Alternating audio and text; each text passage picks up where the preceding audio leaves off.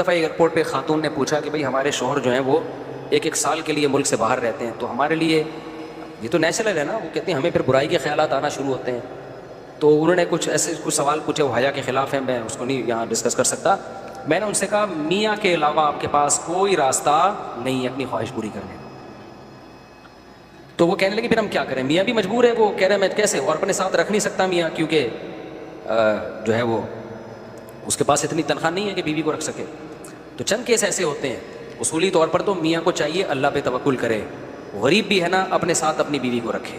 کوئی بات نہیں، میاں بیوی دونوں روکھی سوکھی مل کے کھا لیں گے، کم پہ گزارا کر لیں گے. جو بیویوں کو چھوڑ کے ایک سال 2 سال کے لیے باہر جاتے ہیں، اس شریعت میں بالکل پسندیدہ نہیں ہے. اللہ نے بیوی کو صاحبہ کہا ہے، ساتھ رہنے والی. ساتھ رہنے والی.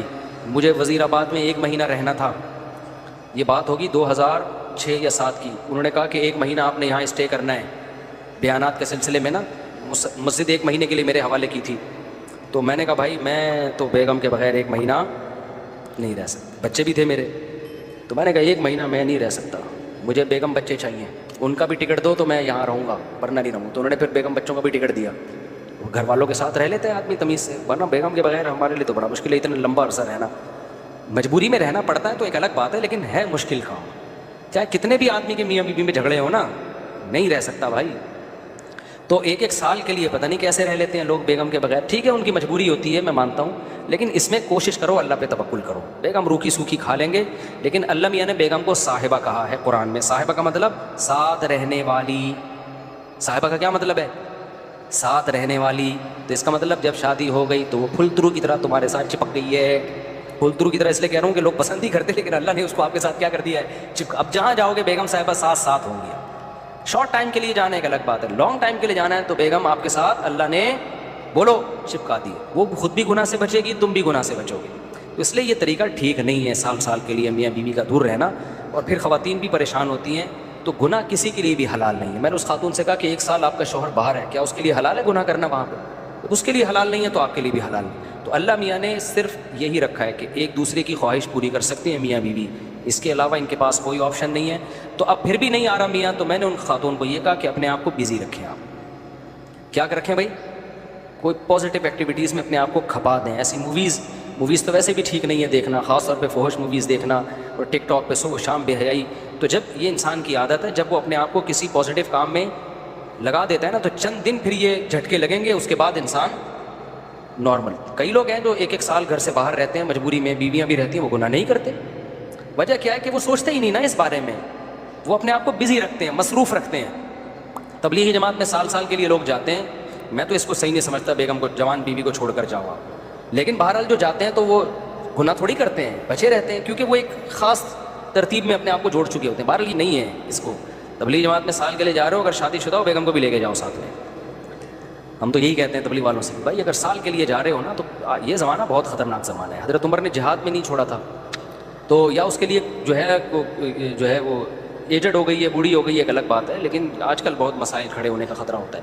لوگ کہتے ہیں نہیں فلاں سال کے لیے گیا کوئی مسئلہ نہیں ہوا. بھائی مسئلہ ہونے پر حکم کا مدار نہیں ہے، فتنے پر حکم کا مدار ہے، خوف پر. بے پردگی جب ہوتی ہے تو لازمی زنا نہیں ہوتا، لیکن زنا کا خطرہ ہوتا ہے. تو خطرے کی بیس پہ شریعت نے عورت کو پردے کا حکم دیا ہے. سمجھ رہے ہو؟ تو آپ اپنی بیگم کو 1 سال کے لیے، جوان بیوی ہے، اس کو چھوڑ کے چلے گئے، تو ضروری نہیں کہ وہ برائی میں لگے، لیکن برائی کا خطرہ ہے نا. تو خطروں کی بیس پہ احکام دیے ہیں شریعت نے. برائی کا یقین ہو پھر تو بالکل ہی حرام ہے. تو خطرے کی بیس ہے، خطرہ اس بات کا. اس لیے اتنا لمبا بیگم کو چھوڑ کے جانا ٹھیک. اور میں آپ سے بتاتا ہوں، دیکھو جس کو بیوی کے حقوق دینے ہو نا، اپنی بیٹی کو سامنے رکھ کے سوچ لیں. آپ یہ چاہتے ہو کہ آپ کی بچی کی شادی ہو اور داماد اس کو 1 سال کے لیے چھوڑ کے چلا جائے، تو آپ اپنی بیٹی کے لیے پسند کرو گے اس بات کو؟ تو جو اپنے کے لیے پسند نہیں کر رہے، دوسروں کی بیٹیوں کے لیے کیوں پسند کر رہے ہو اس بات کو؟ بھائی تو غلط ہے نا. تو اس لیے یہ اچھے لوگوں کی علامت نہیں ہے. ہاں تبلیغ میں اللہ کے لیے قربانی دے رہے ہوتے ہیں، لیکن بیگم کو بھی لے جاؤ یار. سمجھتے ہو کہ نہیں سمجھتے؟ یا پھر شادی کے بغیر پہلے سال لگا لو، شادی کی ہے تو پھر بیگم کو ساتھ لے کے جاؤ. تو بڑے مسائل کھڑے ہونے کا خطرہ ہوتا ہے آج کل. تو اس لیے اس میں جب، اور اگر نہیں ہے کوئی صورت نہیں بن رہی ہے، تو پھر اپنے آپ کو مثبت ایکٹیویٹیز میں اتنا کھپا دو. تو میں آپ کو گارنٹی سے کہتا ہوں چند مہینوں کے بعد آپ کے دماغ سے وہ خیالات نکل جائیں گے.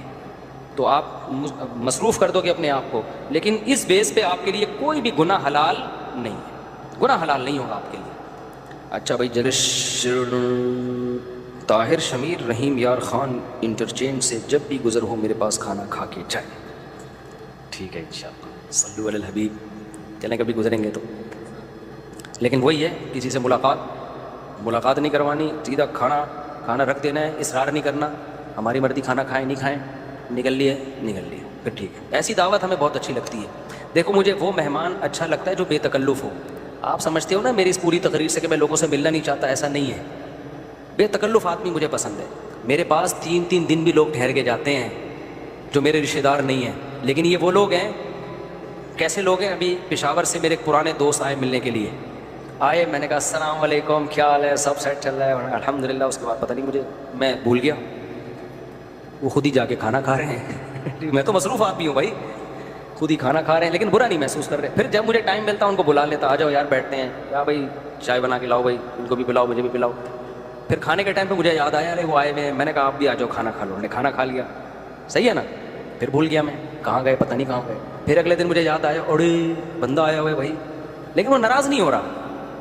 پھر میں آیا، جب میں فارغ ہوا میں نے کہا آ جاؤ یار، میں نے فلاں جگہ جانا ہے بیان کے لیے، آپ بھی میرے ساتھ ہی گاڑی میں آ جاؤ۔ اپنے ساتھ گاڑی میں بٹھایا، لے گئے ان کو، بیان کیا، گھمائے، پھر آیا اپنے ساتھ ہی واپس لیا۔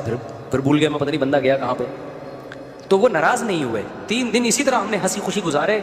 اس کے بعد وہ نکل لیے، انہوں نے کہا میں پشاور پہنچ چکا ہوں۔ میں نے کہا یار کوئی میری طرف سے کوتاہی ہو گئی، معاف کر دینا۔ کہہ رہے کہنا تو یہ چاہیے تھا، بدتمیزی کی انتہا کر دیا۔